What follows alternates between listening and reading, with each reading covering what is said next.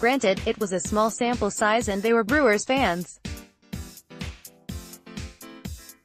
But of the 40 or so people I spoke with in the concourse at Miller Park the other night, I didn't come across one who wasn't willing to forgive Josh Hader for the tweets he posted as a misguided teen in 2011. No one condoned the racist, homophobic and misogynist words in his tweets, and most expressed disappointment in the relief pitcher.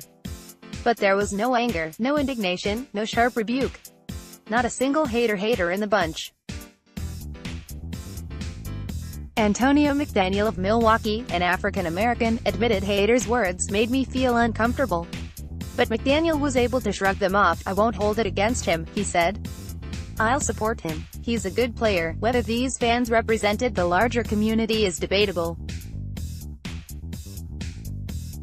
Certainly, some people who don't cheer for the Brewers reacted differently to the news that broke while Hader was on the mound at the All-Star game. Many have taken to social media to blast the pitcher and question the sincerity of his apology to his teammates, to Major League Baseball and to baseball fans. But if you saw the tears gather in the corners of his eyes and his lips quiver while he addressed the media Friday night, if you saw the pain on his face, you wouldn't for 1 second doubt that he was genuinely sorry for what he wrote 7 years ago, before he pitched one inning of professional baseball. We easily forgive and forget if he does the right thing, said John Grundman of Mukwonago. I think he's been sincere in his apology and it's a good first step.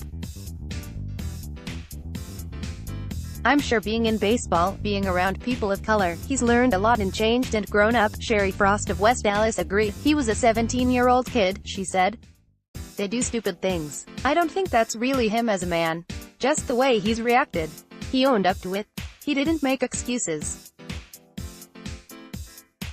He apologized. Don Schneekloth of Neenah said Hader's tweets had been a topic of discussion in his golf league Thursday and that everybody was 100% behind him. It's inappropriate what he did, but it was a long time ago. Schneekloth said, I have kids that are young and they do stupid things. I think it's crazy that they dig this up now.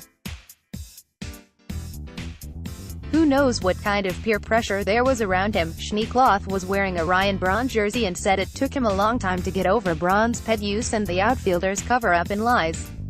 Hader's poor judgment as a teen, Schneekloth said, did not rise to that level, though the words and phrases the pitcher used were vile and repugnant. I think it will go away quickly, he said. For Josh, this is a drop in the bucket. Deborah Wiener of Pewaukee, who attended the game with Frost, said, Braun was a grown-up and he lied. This is different. While many Brewers fans seemed satisfied with Hader's apology and were ready to move on, the 24-year-old reliever can't expect the same treatment on the road. The bullpens in most stadiums typically are located in close proximity to bleachers or outfield seating, and Hader is bound to be subjected to some verbal abuse. He's likely to hear some things that are as ugly as his long-ago tweets. He's going to catch a lot of heat in other stadiums, said Jeff Schutz of Hudson. I feel bad for him. I think it's going to affect the team. It's a big distraction. Grundman said the whole episode could serve as a teaching moment, and not only for baseball players. This might make people think a little more about their own beliefs, he said.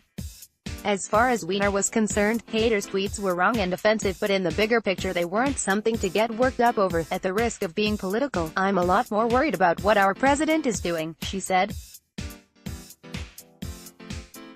Josh is okay.